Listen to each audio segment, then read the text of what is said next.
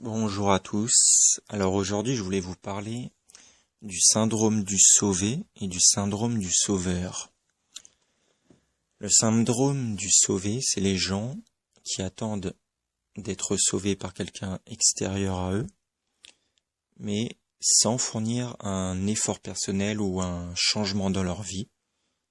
C'est-à-dire que ils vont demander à un homme politique de régler leurs problèmes sans que eux ils aient à faire quoi que ce soit, ou un syndicat, un parti, un homme extérieur à eux. Et voilà, c'est comme ils vont aller au médecin, ils vont dire soignez-moi, mais ils vont pas changer leur mode de vie. Ils vont pas changer leur alimentation, ils vont pas changer le fait de faire du sport ou pas, de s'intoxiquer ou pas. Ils vont rien changer, ils vont demander au médecin donnez-moi une pilule miracle pour régler mon cancer des poumons, que je puisse continuer à fumer, quoi. Donc en gros, ils veulent une solution clé en main extérieure à eux, sur un plateau, qu'on leur apporte sur un plateau, tout ça, sans qu'ils aient eux-mêmes à changer quoi que ce soit, ou à faire quoi que ce soit de leur côté. Donc ça, c'est le syndrome du sauvé, on va dire. Tous les gens qui réclament extérieurement qu'on leur apporte quelque chose sans qu'ils aient à faire eux-mêmes quoi que ce soit, aucun effort, aucun changement.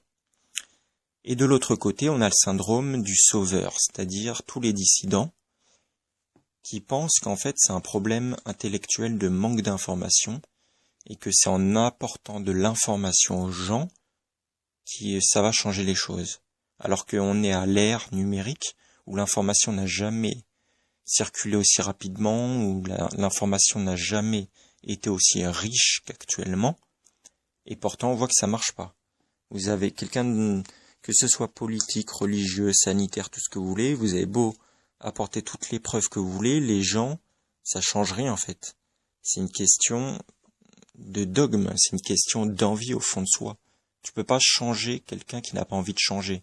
Tu ne peux pas faire boire de l'eau à un âne qui n'a pas soif. T'as beau faire tout ce que tu veux, lui mettre la gueule dans le seau, il va pas boire en fait. Et le syndrome du sauveur, c'est de vouloir aussi imposer sa vérité, c'est-à-dire écraser l'autre, c'est-à-dire essayer d'imposer sa manière de penser à une autre personne, en essayant de le convaincre, en essayant de forcer, en essayant de lui dire mais si, c'est ça qu'il faut faire, mais regarde, ouvre les yeux, en essayant de le pousser extérieurement et en pensant qu'en le contraignant ça va changer les choses, alors qu'en fait ça fait l'effet inverse, ça va le bloquer. Et c'est pour ça qu'il est dit dans les évangiles que le Fils de l'homme, c'est celui qui sème, pas celui qui impose, celui qui va semer des graines, et après c'est à la personne à faire germer ça en elle. Mais c'est comme un professeur dans une école. Le professeur ne va jamais donner le résultat de l'équation, le résultat du problème au tableau. Il va juste donner les éléments, les pièces du puzzle pour que l'élève fasse l'effort de trouver la solution par lui-même. Parce que si tu vas en classe et que le professeur te donne la réponse, en fait, ça sert à rien d'aller à l'école. Tu vas rien apprendre. Ça a aucun intérêt. C'est comme si ton coach de sport fait l'exercice à ta place. Ou que ton prof de maths te donne le résultat de l'équation.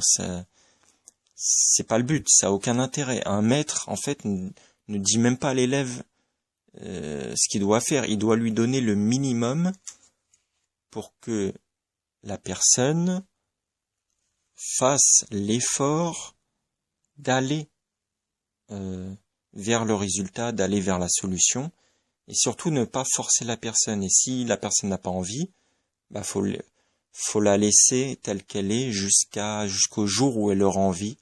Et plus on va la forcer, plus elle va se braquer, moins elle aura envie. Et donc juste, en gros, encourager les gens le plus doucement possible, juste les encourager, et quitte à même faire de la psychologie inversée comme on fait avec les enfants, et donner aux gens les pièces du puzzle pour qu'ils fassent le travail eux-mêmes, qu'ils trouvent la solution même, qu'ils aillent vers la solution même, et qu'ils aient envie de trouver la solution, qu'ils aient envie de se sauver, qu'ils aient envie de changer, qu'ils aient envie de se bouger, qu'ils aient envie de faire l'effort.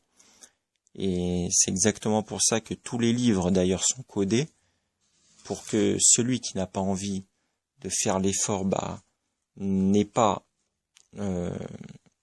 le cœur, le sens profond des choses, et que celui qui fait l'effort arrive à la vérité, au sens réel des choses. Voilà. Et voilà ce que je pouvais dire. Merci, à bientôt.